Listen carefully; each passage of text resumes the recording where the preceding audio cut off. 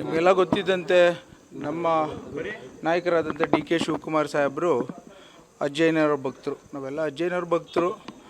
ವಿಶೇಷವಾಗಿ ಯಾವುದೇ ಒಂದು ಒಳ್ಳೆಯದಾದಂಥ ಸಂದರ್ಭದಲ್ಲಿ ಮನೆಯಲ್ಲಿ ಬಂದು ಅಜ್ಜಯ್ಯನ ದರ್ಶನ ಪಡೆದು ಆಶೀರ್ವಾದ ಪಡೆಯುವಂಥದ್ದು ಪದ್ಧತಿ ಮೇರೆಗೆ ಮುಖ್ಯಮಂತ್ರಿ ಸಾಹೇಬರು 2ನೇ ದಿನ ಬಂದಿದ್ದಾರೆ. ಇವತ್ತು ಭಾಳಷ್ಟು ಈ ಧರ್ಮದ ಈ ಕ್ಷೇತ್ರದಲ್ಲಿ ಶಕ್ತಿ ಇದೆ. ಹಾಗಾಗಿ ನಾವೆಲ್ಲ ಬಂದು ಭಾಳಷ್ಟು ಜನ ಶಾಸಕರು ಸಹ ಆದಿಯಾಗಿ ಮುಖ್ಯಮಂತ್ರಿ ಸಾಹೇಬ್ರ ಜೊತೆ ಒಡಗೂಡಿ ಬಂದು ನಾವು ಆಶೀರ್ವಾದವನ್ನು ಪಡೆದುಕೊಂಡು ಹೋಗ್ತಾಯಿದ್ದೀವಿ. ಎಲ್ಲರಲ್ಲೂ ಕೂಡ ಸಚಿವ ಸ್ಥಾನದ ಆಕಾಂಕ್ಷಿಗಳಾಗಿದ್ದಾರೆ ಸರ್. ನಿಮಗೆ ಸಚಿವ ಸ್ಥಾನದ ಆಕಾಂಕ್ಷೆ ಇದೆಯಾ ಹೇಗೆ ಅಂತ? ನನಗೆ ಅರ್ಹತೆಯೇ ಇಲ್ಲ. ಯಾವ ರೀತಿ ನಾನು ಕೊಟ್ಟಿರೋಂಥ ಕೆಲಸ ನನ್ನ ಕ್ಷೇತ್ರದ ಅಭಿವೃದ್ಧಿ ಬಗ್ಗೆ ಮತ್ತು ನನ್ನ ತಾಲೂಕಿನ ಜನತೆ ಬಗ್ಗೆ ಚಿಂತನೆ ಮಾಡೋವಂಥದ್ದು, ಅವರ ಅಭಿವೃದ್ಧಿನ ಮಾಡೋವಂಥ ಕೆಲಸವನ್ನು ಪರಿಪೂರ್ಣತೆಯಲ್ಲಿ ಮಾಡಬೇಕು ಅಂತ ಆದೇಶದ ಮೇರೆಗೆ ನಾನು ಮಾಡ್ತಾಯಿದ್ದೀನಿ. ನನ್ನ ಇತಿಮಿತಿ ನನಗೆ ಗೊತ್ತಿದೆ. ತುಮಕೂರು ಜಿಲ್ಲೆಗೆ ವಿಶೇಷವಾದಂಥ ಪ್ಯಾಕೇಜ್ ಕೇಳಿದ್ರೆ ಹೌದು, ನಮ್ಮ ಜಿಲ್ಲೆಗೆ ಅತಿ ಹೆಚ್ಚಿನ ರೀತಿ ಸಹಾಯಧನವನ್ನು ಈ ಒಂದು ಸರ್ಕಾರದಲ್ಲಿ ಆಗುತ್ತೆ ಅನ್ನೋದನ್ನು ನಾನು ಭಾವಿಸ್ತೇನೆ. ಪ್ರಮುಖವಾದ ಯಾವುದೋ ಒಂದು ಯೋಜನೆಗಳನ್ನು ಹಾಕ್ಕೊಂಡಿದ್ದಾರೆ. ಹೌದು, ಒಂದು ನನ್ನ ಕುಣಿಗಲ್ ತಾಲೂಕಿಗೆ ಲಿಂಕ್ ಕೆನಾಲು 1,000 ಕೋಟಿ ರೂಪಾಯಿದು ಏನು ಕಾಮಗಾರಿ ನಡೀತಾ ಇದೆ ಅದು ಪೂರ್ಣಗೊಳ್ಳಬೇಕು.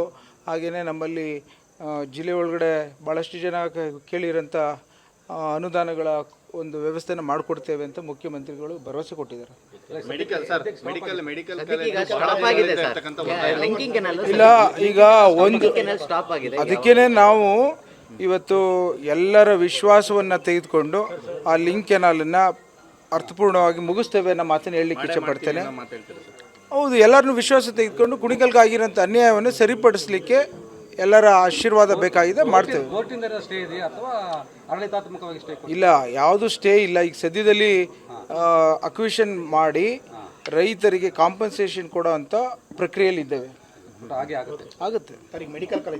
ಹೌದು, ನನಗೆ ತುಮಕೂರು ಜಿಲ್ಲೆದು ಗೊತ್ತಿಲ್ಲ. ಕುಣಿಗಲ್ ತಾಲೂಕಿಗೆ ವಿಶೇಷವಾಗಿ ನನ್ನ ಮುಖ್ಯಮಂತ್ರಿ ಸಾಹೇಬರಿಗೆ ಸರ್ಕಾರದಿಂದ ಮೆಡಿಕಲ್ ಕಾಲೇಜು ಮಾಡಿಕೊಳ್ಳಿಕ್ಕೆ ಒಂದು ಪ್ರಯತ್ನವನ್ನು ಮಾಡಲಿಕ್ಕೆ ಪ್ರಯತ್ನ ಆದರೆ, ಇಲ್ಲಾಂದರೆ ಪ್ರೈವೇಟ್ PPP ಮಾಡಲೆಲ್ಲಾರು ಮೆಡಿಕಲ್ ಕಾಲೇಜ್ ಮಾಡಿಕೊಡ್ಲಿ ಅಂತ ಕೇಳ್ಕೊತಾ ಇದ್ದೀನಿ.